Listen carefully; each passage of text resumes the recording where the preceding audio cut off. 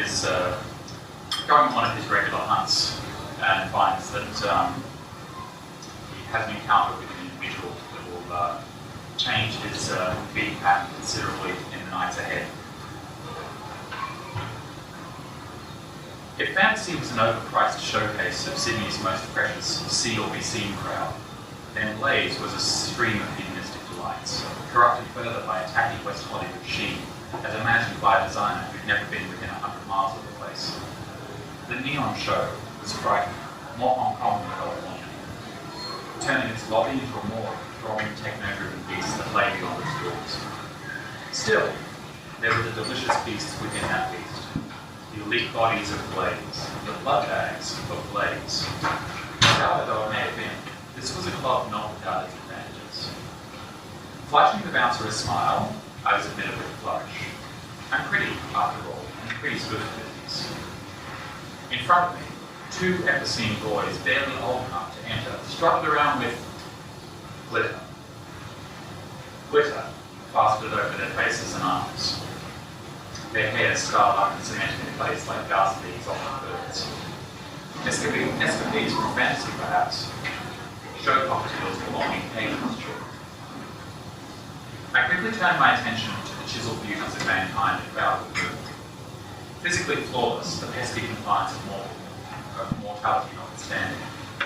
It was rare to find half a brain between them, but for love that sweet, I was willing to forego intelligent conversation.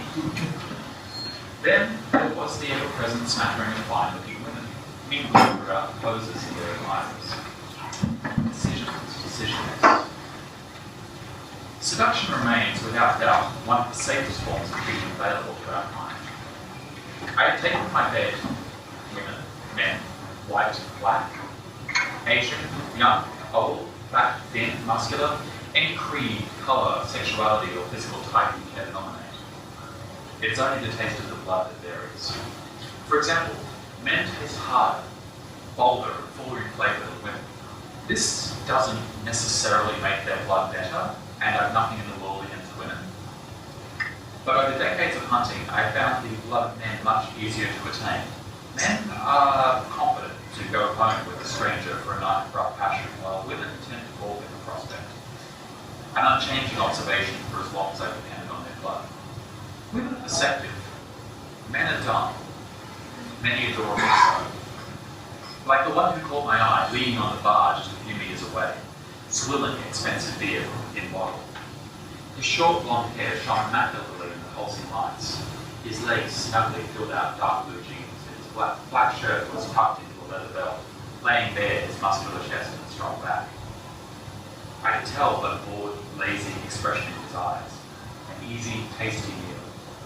A meal named Rory, as a smile and quick introduction soon revealed.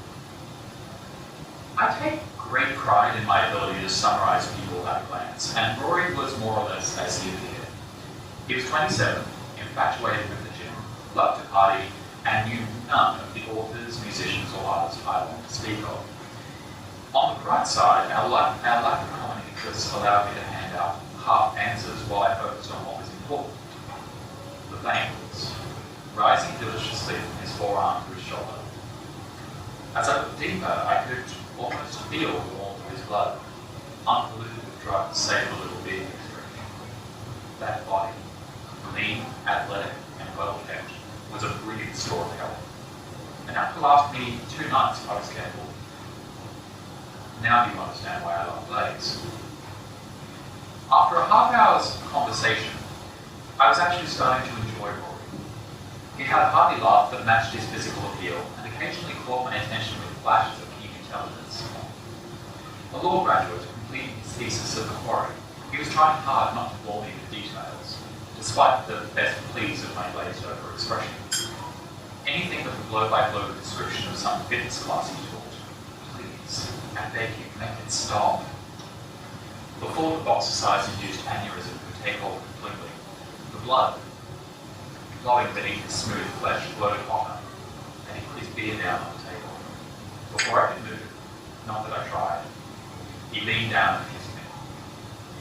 It is one thing to be kissed as a human by someone gifted in the act, but for one of my kind, being kissed is a far more intimate experience. In that brief moment, we can sample a mortal's blood without drawing a single drop. We can know their health, their quality, and breeding, their nature and mood, anything that may affect the blood's flavour that remains invisible to the eye. As long as his lips were against mine, Rory was happy to be explored. The aroma of his blood was so sweet I had to fight the temptation to bite his tongue right there and drain it. His hard, smooth body, damp with the sweat of dancing, slid over my lycra vest as he pushed deeper. He put a hand on my back and worked his way down, somehow forcing his fingers inside my unyielding pants, gently kneading the smooth cleft of my behind. Not wishing to seem frigid, I began a little exploration of my own, slipping a hand inside his belt. Ahem! The bartender winked at us. It was one of the modern club scene's most elegant phrases summed up in a very simple act.